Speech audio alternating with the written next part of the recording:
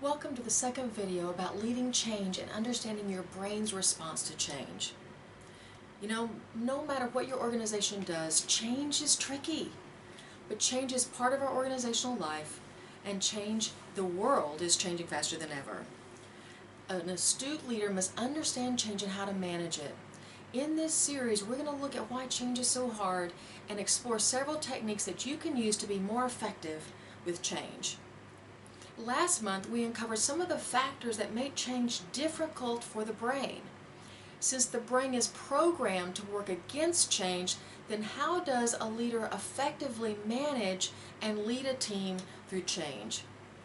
This month, let's explore some ways that you can effectively manage that change while recognizing the brain's natural tendencies. First of all, you have to be realistic. Every person, whether they realize it or not, has expectations derived from learned experience of past events and from our expectations from the present context. Memories from old experience create those associated expectations.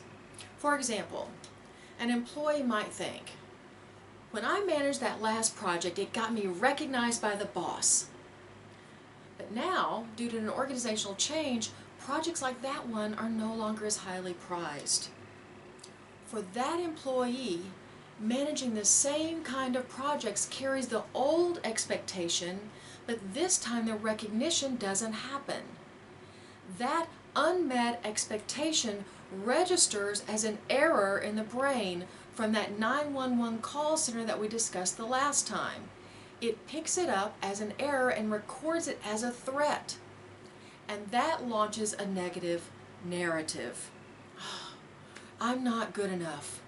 The boss doesn't like me anymore. I just can't do this job. Once that negative narrative is launched, it's hard to stop, and it can torpedo confidence and future performance. As a leader, your fervor for change can cause you to overestimate what can be accomplished.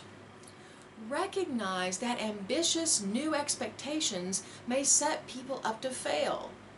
Of course, positioning people for failure is never a good idea. It is particularly harmful if you're trying to foster new behaviors that you want to eventually become the norm. Let's say that you set an aggressive new goal that's in alignment with the change you seek to create. First, remember that change is uncertainty, and uncertainty is an enemy of the brain. Second, it takes a lot of extra energy for people to focus on a new goal or a new process. They are likely to be slower or quickly fall back into old patterns which are much easier on the brain. If they fail at that new change, it can launch a fear-based reaction which will be readily remembered. Now you have to overcome a negative bias plus foster a new behavior. You and your staff will be better served to set realistic expectations that are initially moderate and achievable.